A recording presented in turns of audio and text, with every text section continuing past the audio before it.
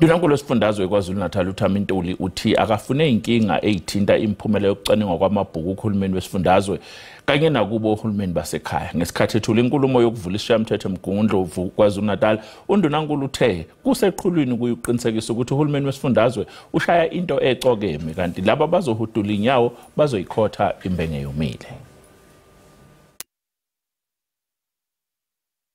Wesifundazwe KwaZulu-Natal uthi uzobhekana nokungalingani kwabantu, ububha, ukudala amathuba emisebenzi kanye nokuthuthukisa umnotho kule minyaka emihlanu ezayo. Abaningi KwaZulu-Natal babeke ithemba elikhulu kuhulumeni wobumbano ukuphendula izimpilo zabo zibe ngcono. Ngobuqotho wonke umuntu kusuka kuthina njengabaholi bakahulumeni kuyisebenzeni kahulumeni ukuthi KwaZulu-Natal asiyokubekezela noma iziphi izenzo zenkohlakalo noma iziphi izenzo okungenzi kahle. Uhulumeni wesifundazwe uthi ufuna osomabhizinisi basezindaweni zasemakhaya nabo bathole ithuba ekuthuthukiseni umnotho. Abantu abasha abafuna ukuqala amabhizinisi bazolekelelwa. UNdunankulu ufunga uyagomela ukuthi uzolwisana namabhizinisi abokufika angayigcini imigomo yezempilo. Nenkolelo ke njengesifunda saKwaZulu-Natal ukuthi ukuthuthukisa umnotho wethu lezi zezolimo ezokuvakasha nomnotho wasolwandle zisemqoka kakhulu kabi, sicebe ngalokho njengesifunda saKwaZulu-Natal. Iqembu iEFF lithi uNdunankulu uhlulekile ukuveza ukuthi uzolekelela kanjani omasipala abangenzi kahle esifundazweni. I-service delivery asikwazi ukuthi sithi IFP izokwazi ukuthi ilethe idingo nqange emphakathini ekubeni ihlulekile komasipala ebusa kuwona. Kanti kulindeleke ukuthi kube nenkulumo mpikiswano ngokuvulwa kwesishayamthetho. Londi Khadem, SABC News, eMgungundlovu. Amalungu omphakathi waseKhetho Crest eThekwini athi ayaweseka umsebenzi owenziwa amaphoyisa nokumsebenzi okukhuculula igebengu emphakathini. Lokho kuzemva kwesigameko sokugagayisana ngezulu lezandla phakathi kwamalungu embokode bomvu kanye nensolaboya kwagcina kusale izelele ezinhlanu enkundleni.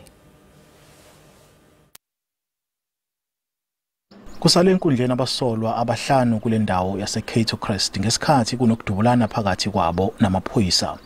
Kuthiwa ngesikhathi ke amaphoyisa egasela lapha abasolwa bavele badubula beqondise kuwona abakwasidlodlo ke babese beyaphindisela. Labasolwa kuthiwa bebefuna ke ngamaphoyisa ngezinsolo zamacala abucayi ekubalwa kuwo awokubulala. Amalungu omphakathi lapha athi izinga lobelelesi liphezulu kule ndawo ngoba ubugebengu sekuyinto engalawuleki la. Wonke umuntu usesoka lapha asuka khona abona ukuthi iKhetho Crest yazawenza indawo ukuthiwa iphenduka umuma abaphanga. Lokho thina singakudinga. So ingakho sithi amaphoyisa angene eKhetho Crest azosebenza. Ibhlungu impilo yethu esiphilayo la eMayville. Ngazi ukuthi kwenzekala kanjani ukuze sizakale ngoba nje impilo esiphila la ayinhle neze. Amaphoyisa athi labasolwa batholwe nezinhlobo ezehlukene zezibhamu ekubalwa kuzo ne-AK-47. We have identified the suspects who were killed. They are the ones we were looking for. But we believe that there are more because in the robberies that they were committing, they were in groups of more than 5. Amaphoyisa aphinde anxusa umphakathi ukuba usebenzisane ke nawo ukunqanda ubugebengu. Balinganiselwa abasolwa asebebulewe amaphoyisa esifundazweni esigamekweni ezehlukene zokudubulana esikhathini esingangesonto. NginguSimphiwe Makhanya wezindaba zeSABC neseKhetho Crest eThekwini. Umhlaziyi wezombusazwe uDokotela Oliver Indo uthi isigungu esiphezulu se-ANC kumele sicabangisise ngempumela yokhetho belusingethwe nonyaka. Wathi lesigungu kuzomela siphinde siqhamuke namasaphosile kuyivuselela njengenhlangano. Njengoba isigungu esiphezulu se-ANC kulindeleke ukuthi sibambe ingqungquthela kusasa kuze kube olwesihlanu, omunye ungoti wezombusazwe uthi leli qembu kumele licubungule ukwehla kokwesekwa kwalo okhethweni lukazwelonke njengoba lazuza amavoti angamaphesenti angama-40. The loss of support by the ANC at national level should also be accompanied by a reflection on how the ANC has to move forward, being a participant in the GNU. uNdowu uthi isigungu esiphezulu se-ANC kuzomela siqhamuke nezixazululo zezingqinamba ezikhungethe izakhamuzi zakuleli. ANC Lekgotla has to develop clear programs that are supposed to respond to the challenges that ordinary South Africans are facing. The ANC should be able to develop programs that are measurable and programs that will be well received and appreciated by ordinary people. Uqhube wathi ulindele ukuthi isigungu esiphezulu seqembu senze ucwaningo ukuthi amalungu e-ANC adutshwe ezikhundleni asebenza kanjani kuhulumeni wobumbano. Umehluleli enkantolo ephakeme eFree State uKetni Musi wexwayise abameli bakaThabo Bester ngokuthi azikho indlela enqamlelayo esigcawini samacala ngakho kuzofanele balandele yonke imbandela yomthetho. Icala lika Bester lokweqejelela laseMangauni sehlehlisela umhlazi 10 Nhlolanja wangonyaka ozayo. Abameli bakaThabo Bester bafuna ukuthi inkantolo ingenelele udabeni lwesikhalo sakhe ngensolo zokuthi akaphethwe kahle iphathimandla zejele iHoshimampuru lapho egcinwe khona ePitoli. Uqophisana ngamaphuzu ezomthetho phakathi kommeli uAdvocate Lerato Moela kanye nejaji uKetni Musi yikhona obegqamile esithangamini senkantolo ephakeme eFree State. UAdvocate Moela ubefuna ukuphoqelela ngokuthi lenkantolo ilalele isicelo sabo ngezikhalo zommangalelwa uThabo Bester. Umehluleli wecala utshela abameli bakaBester ukuthi bayakakamela ngenxa yokuthi ke isicelo sabo sisenkantolo engafanele esimweni sezethulu abayiqukethe. It's unfair for the accused person who comes to court to assert Section 35 and is told because now he has raised the issue of torture. It's a fact that he's been tortured. They don't dispute that. They simply say that they are allowed to torture him in terms of the Correctional Service Act. The torture is not disputed. It's not disputed that he's incarcerated for 23 hours a day and only given 1 hour of exercise. They simply say that act in terms of the Correctional Service Act. I will assign the judge to listen to your entire argument, even on the jurisdiction issue. Everything that you want to ventilate, that judge will hear when the papers are ripe, sir. That's the only point. The papers are just not ripe. That point is accepted. Precisely. Now, if that point is accepted, I expect you then to sit down. And yes, then the matter is over. Abamangalelwa uThabo Bester noDokotela uNandipha Magudumana kanye noZanda Moyo basazogcinwa ezidokisini. Abanye abamangalelwa abahlanu becala bona bazoqhubeka nokuba ngaphandle ngebheli. Iminyango ehlukene kahulumeni esifundazweni eGauteng yethule isabelo mali sayo sonyaka wezemali 2024-2025 sesishamthetho sesifundazwe eGoli. An anti-land invasion unit that will protect all land in our province and ensure that there is no one that invade land that they don't own in our province. We are also establishing a new unit that will protect 2 critical installations in our province. They will protect ESCOM facilities, including transformers. They will also protect installation to ensure that the free flow of water in our province is not disturbed by criminal activities. The department's efforts have greatly benefited the people of Gauteng, as we have seen significant progress in housing delivery in the province. These measures have not only improved our inhabitants' living standards, but they have also helped to reshape the province's human settlements landscape. Ummeli wabasolwa bayishagalombili ecaleni lokushaya nokuyicala elibhekene nababengabaqaphi bephini likaMengameli wezwe uPaul Mashatile liqoqele ikusasa. Uadvocate Mswazi Makhubele utshela iMantshyo Abdul Khan ukuthi ufakazi wayephuza amanzi amponjwana ngesikhathi kwenzeka isigameko ngonyaka owedlule. Uthi ke uma ngabe bambona ukuthi weqiwe izinkamba babengamthathi ngani bamuse ekamla lamaphoyisa eliseduze ukuze yohlolwa khona. Lokhu kushiwo ufakazi kanti kubegoqa namhlanje kusasa ke umbuso kulindeleka ukuthi ubize ufakazi wesibili kuleli cala. Bekuwusuku lwesithathu namhlanje iqulwa icala lokushaya elibhekene nabasolwa ababengabaqaphi bephini likaMengameli wezwe uPaul Mashatile. Ummeli wabasolwa Advocate Swazi Makhubele akaneme njengoba ufakazi ebonakala ekhohlwa izinto eziningi ezenzeka ngosuku lwesigameko. Doesn't remember driving.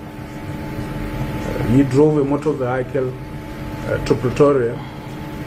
There is a dispute whether he drove from the scene. We'll deal with that during argument. But even now, previously, he doesn't remember anything in as far as seeing the convoy. Ufakazi kuleli cala uyaphika ke ukuthi wayeqiwe uphuzo ngosuku athi bavinjezelwa ngalo abaqaphi bephini likaMengameli wezwe. If it is that I was drunk on the day, why didn't they take me to the nearest police station if I was drunk? And I've got evidence that I was not drunk on the day. Eqhuba ufakazi uthi bakhona abasolwa angabakhomba kulabo ababashaya ngoNtulukazi wanyakenye. Amongst the people that I could see on the video that were kicking me and trampling me was accused number 4 as well as accused number 6. Now this begs the question, why are they all here with accused number 4 and number 6? Umsolwa utshele iMantshi Abdul Khan ukuthi abasolwa bamshaya bamshiya equlekile bahamba. Icala lizoqhubeka kusasa enkantolo yeMantshi eRandburg. Sesiphothulwe isicawu sokuqondisa igwegwe abafundi abangamantombazana abayishumi nambili esikoleni samabanga aphakeme iPretoria Girls. Lesigameko sokucwasa sesiholele ekutheni kumise uthishanhloko lesikole inyanga entathu. Njengoba uhlelo lokuqondiswa kwezigwegwe seliphothulwe manje, amehlo asethe njo ukubheka ukuthi lolu hlelo luzozala izithelo zini. We are just awaiting for the process to give us a report. The SGB will then have to make sure that the report is ready and they will forward that to the district and we will take it from there. EFF inembuzo ngenqubo yalesi sikole. We want a second party to join the disciplinary committee of the school so that there must be transparency in that committee because currently it's an internal one. Wengamele umnyango wezemfundo eGauteng uthi asikho isidingo sesigungu esizimelo kwamanje. If the outcomes are unsatisfactory for those who lodged the grievance, in the interim, I do feel that where we are, we can handle the issue properly and actually put an end to it. Uthishanhloko Philippa Erasmus owaqokwa ngo2018 umiswe izinyanga ezintathu. Kubukeka sengathi umlando uyaphindeka njengoba wayenguthishanhloko ngaphambilini naye wanezinsolo ezifanayo ngo2016. iSGB ithi kufuneka upholi obusha kulesi sikole. There's something wrong about the management. It can't be that in 30 years of democracy, we are still lingering around against what we call discrimination. We understand that it is not learners who can just think for themselves to say that we're going to be racial towards black learners, but there must be a motivation behind it. Esinye isikole esisePitoli siphenyelwa izinsolo ezihlobene nokucwasa naso. I'm aware in our region of one of our schools that has also had an incident, and we're certainly looking into that and giving support. I think at the moment we know about die Wilgers and we are dealing with it. Ukhaliho ugcizelele ukuthi kusakusha kakhulu ukuthi adalule yonke imininingwane kusenjalo isimo sathulile Pretoria Girls High nabakwaSiludo basiqaphile isimo. Inhlangano yabalimi Agri eEastern Cape ithi ukugxila imakethe ezomhlaba kuseqhulwini ekusimameni ngomkhakha wezolimo esifundazweni. Lo mkhakha ukhunyethwe inselele eziningi okubalwa kuzo ukubheduka kwesifo samaphepha endaweni zasemakhaya. iAgri ibe nengqungquthela yaminyaka yonke eJeffreys Bay khona esifundazweni. Khubeli Phicotha imingeni ebilijongene nelicandelo kulonyaka ugqithileyo. Icandelo lezolimo kweliphondo ngelinye lamacandelo angundoqo kuqoqosho lweMpuma Koloni yaye elicandelo lifuna ukuqinisa ubudlelwane nemarike zangaphesheya. There are lots of challenges out there in the agricultural industry, both with commercial and upcoming farmers. It's not easy, the margins are thin. One of the big problems that we have is traceability in all our products, be it from fruit to wool to meat. The world out there, the export world out there is demanding traceability on everything. We're focusing as a department on those problems. We're looking to appoint a new CEO into the position there to be able to get OBP back on track. If OBP is unable to provide the vaccines, I think we are going to have to start looking for public-private partnerships where we open up the production of vaccines to other companies that are able to do it, because we need to have the quantity and quality of these vaccines available. Lengqungquthela yensuku ezimbini iza kuqhukunjelwa ngolesine kwindaba ze-SABC. Ndingulwando Nomoyi, ndise-Jeffreys Bay. Njengoba imbono yabantu bakuleli yehlukene phakathi mayelana nokuthi uZime uChidima Adetshina kufanele inangenela umncintiswano kaMiss wakulonyaka, ungqongqoshe wezemidlalo, ubuciko namasiko uGayton McKenzie uthi akukho kubi ngokuthi abantu babuze ngobuzwe bakhe. uMcKenzie uthi umnyango wakhe usazophenya ukuthi lo Zime ukulungele yini ukubamba iqhaza kulomqhudelwano. Hi everyone, my name is Chidima Vanessa Ono Adetshina, known as Chichi. I am an official Miss South Africa 2024 finalist. Buphenduke undabuze kwayo ezinkundleni zokuxhumana ubuzwe bukaZime uChidima Adetshina njengoba kunabantu abathi akakulungele ukubamba iqhaza kulomncintiswano wonobuhle. She's South African, we will wish her well. But if she's not South African, we can't have her represent us on the world stage. Where I am sitting now, I don't know. I am waiting for answers. But they say it's xenophobic when you ask the question. How can it be xenophobic? Has anyone complained, or we have received any letter asking us to do anything on this matter? Have we had a whistleblower maybe saying, look, let us investigate the matter? No, we have not received any. Senjalo iEFF ithi ukufaneleka kuka Adetshina ungenela umncintiswano akumele kungatshazwe kwazise abahleli bawo benze uphenyo oludingekayo ukuze baqinisekise ubuzwe bakhe.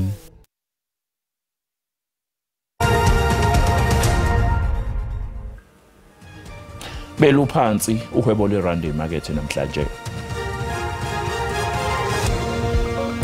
Libiza u-18.19 edoleni lasemelika, libo u-23.35 kupondo, kanti liu-19.69 ku-euro. Ipula lasebotswana libiza R1.34. Jesse vale inkomba yezabelo iphezulu.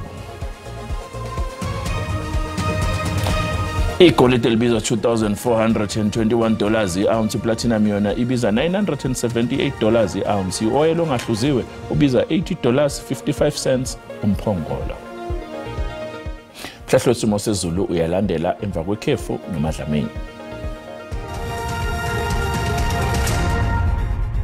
Emakhaya nakuzozonke indawo nanku umhlahlo wesimo sezulu osehla kanjalo nakusasa engxenye esenkabeni yezokwehlela njalo kuyisenengizimo kulendleke ukuthi liheleze imoya epholile kusishwa nje ithanda kuba namandla ke ngasogwini olusentshonalanga nangasogwini olulaphaya entshonalanga yezwe, kanti ke mancane kakhulu amathuba emvula elindelekile okusukela ke laphaya esifundazweni esise Northwest kwehlele esifundazweni esise Freestata engxenye ephakeme lapho eFreestata kanjalo nangehlanzeni nazemvula, kanti ke lizobe lithenje qwaqwa ngamafu kwezinye indawo linemoya epholile ke ngasogwini.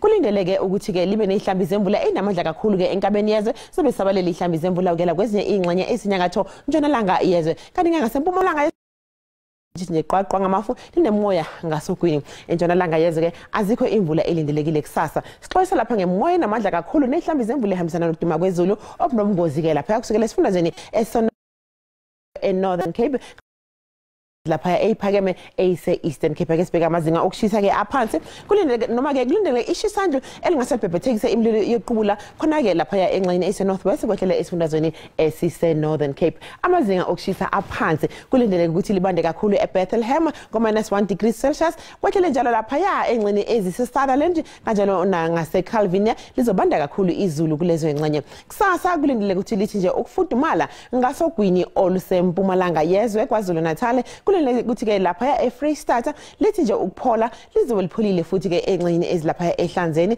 esifundazweni eseLimpopo lizofudumala u-25 degrees Celsius lapha eMusina, kanti ngasentshonalanga yezwe kwazise ke kulindele ke ishisandlo elingasebhebhethekisa imililo yoqubula lapha kulelo lithi lifudumale izulu kusasa. Singakho namhlanje sibikezele sezulu makuzibe ngokuzayo kaDlamini Mntwana uthe xabene.